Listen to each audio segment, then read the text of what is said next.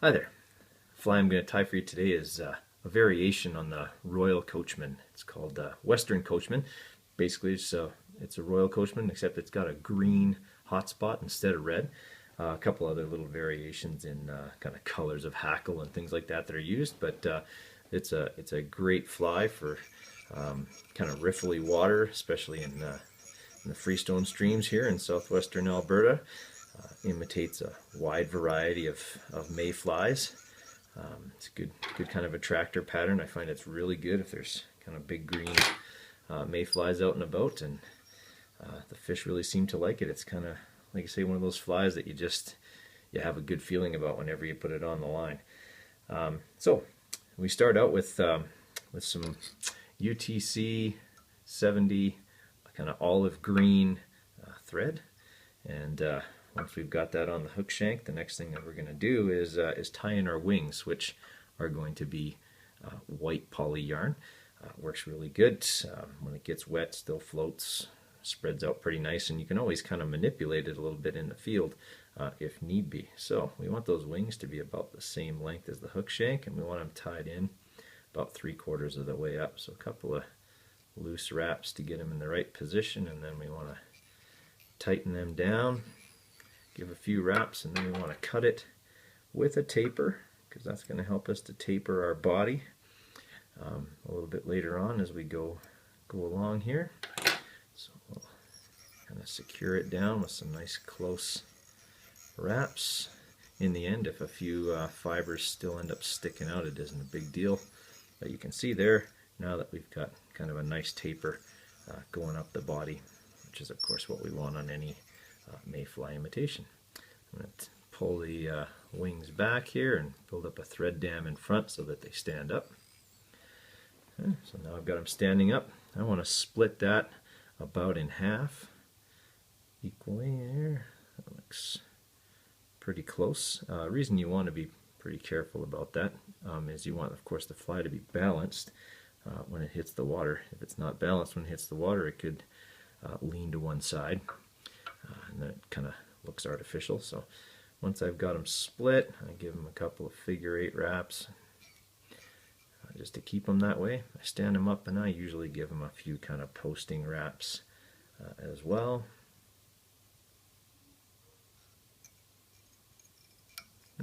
Got stuck on my hook eye there. And I seem to be having a lot of trouble getting that posting wrap around the bottom. There we go. So once I've got that one at least posted a little bit, doesn't have to be posted a lot, just enough to kind of keep that side together. Do the same thing on the other side. A couple of kind of tight wraps on there, and one in front, one behind to save your work. Like I say, the nice thing about poly yarn is that you can maneuver it around a little bit after. Got a couple of errant fibers here that I'm going to get rid of. There we go. So now we've got our wings in place. Going to move our way, make our way back to the back of the hook here. Establish kind of a thread base. And the tail of this fly is, you can make it moose hair, but I find moose hair is a little bit dark, and that lighter colors or some mixture of colors works a little bit better. So I'm going to use some elk hair. My brother-in-law got an elk last fall and cut off a big section of hide for me, and I was able to cure it and get some good looking elk hair fibers off of there. So what I'm going to use is some of this section right here that has some dark and some light in it. That way, like I say, I get kind of a more of a natural look to the tail. So you don't need a lot. It's not going to be a really thick tail. And then of course with elk hair, you always want to, or with any kind of hair, you want to pull out the shorts and fuzzies out of the bottom before you stack it. Okay, let me grab our hair stacker here, and we'll get that hair in there, get them all lined up and even.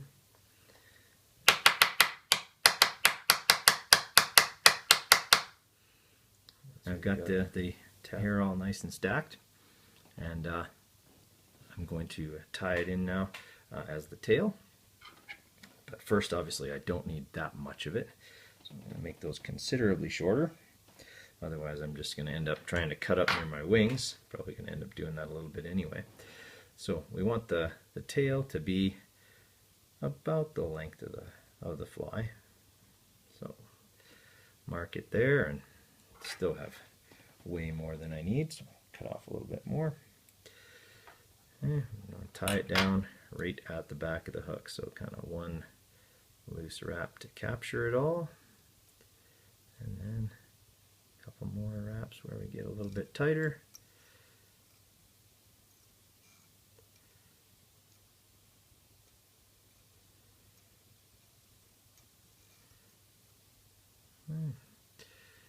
Got it kind of worked in there now. We'll go a little ways up the hook shank here with that elk hair. Not too far, obviously, because we don't want to ruin our taper very much.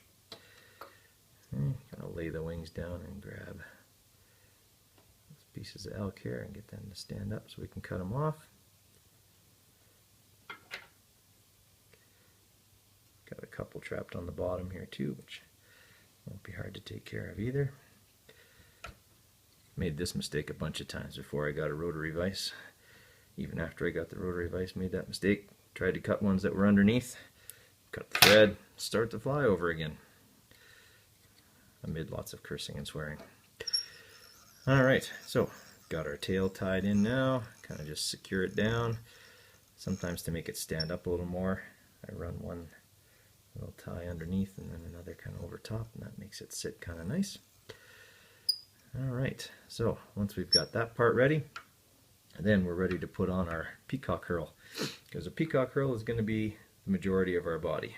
So got a couple of nice strands of peacock herl here. Of course, if you've used peacock herl at all, you know that the tips are useless and they just serve to frustrate you. So you end up cutting off about the top inch or so of a piece of peacock herl so that you don't get the really weak parts of the herl for tying. They don't break off as much. Alright, so get that secured down and move my thread to about maybe a quarter to a third of the way up the hook shank. And then we start wrapping our peacock herl around. Of course, you got to be careful with peacock herl around the hook point, because if you catch it on the hook point, it's going to break. It's really delicate stuff. And as I go along, I like to rough it up so that it stands up a little more, and then I like to twist it together too, and just kind of make it stand a bit. Alright, so once I get to this point here, I'm going to tie it off. I'm not going to break it off because I still need more of it. I'm going to kind of put it up and over, and now it's time to tie in our hotspot material, which is going to be neon green floss. So I want to keep it all together, so I wet that frayed end a little bit. I'm going to tie it on right here with a little bit of a loose wrap, and it's okay to tie down your peacock herl a little bit here. It's not really a big deal. Just going to move forward a little ways so that we've got enough room to make a decent sized hotspot. So all we do to make the hotspot is wrap the neon thread, or the neon floss, sorry, around a few times. It gets pretty wide pretty fast, so that's about all that I'm going to need. Tie it off. You can see that I caught it on the hook point there and it got a little bit frayed. That's not going to make too big a difference for what we're doing. Alright, now that we've got that there, we're just going to take a couple more ties to make sure we've got everything secured, and then we're going to put in a few more wraps of peacock herl. And once I'm ahead of the hotspot, I like to go around a few times because I'm trying to make that taper. I'm trying to make the body look a little bit thicker up near the front. So I go around a few times, make it look a little bit bushier up front, and then tie it off.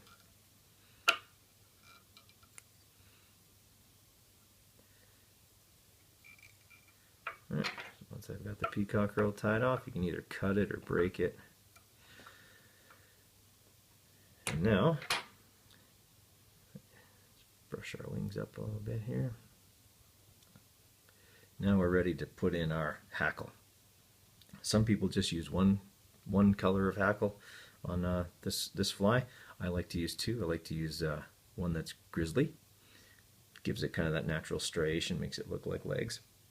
and I use kind of a light olive hackle as well.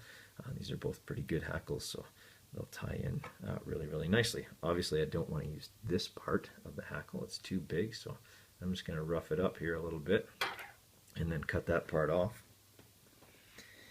Give it a bit of a brush cut here so that it can tie in nicely, and obviously we want to tie with kind of the bend of the feather there. Prep my olive green one here as well.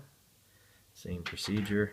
Get it all standing up and then give it a brush cut to aid in the tie-in. Actually, that's brush cut's a little bit long. Get a little shorter. And then tie them in at the same time.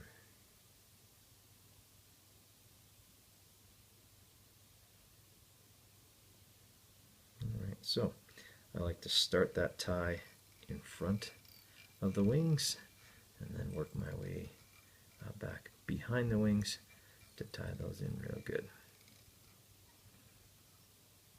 Move my thread back in front because obviously that's where I'm going to be tying them down at.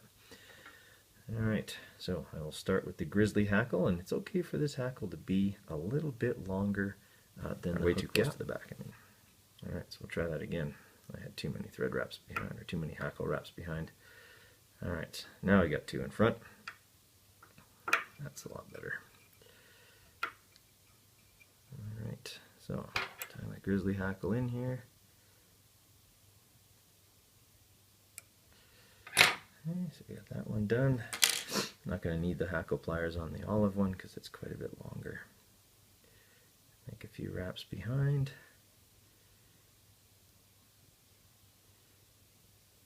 A few wraps in front. And you can see it's getting to be pretty bushy.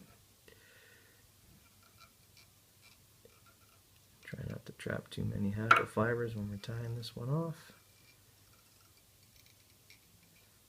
Alright.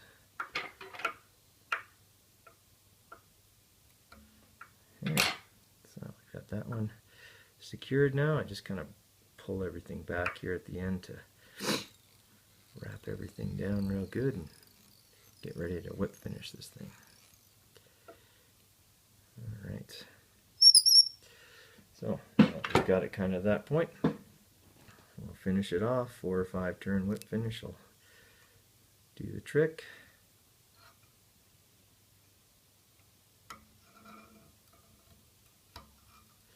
And always make sure you pull that whip finish in a couple of different directions to really get that knot to seat. And then we'll dab the head cement on there and we'll call that one all done. And that'll do it. There you have Western Coachman. Thanks for watching.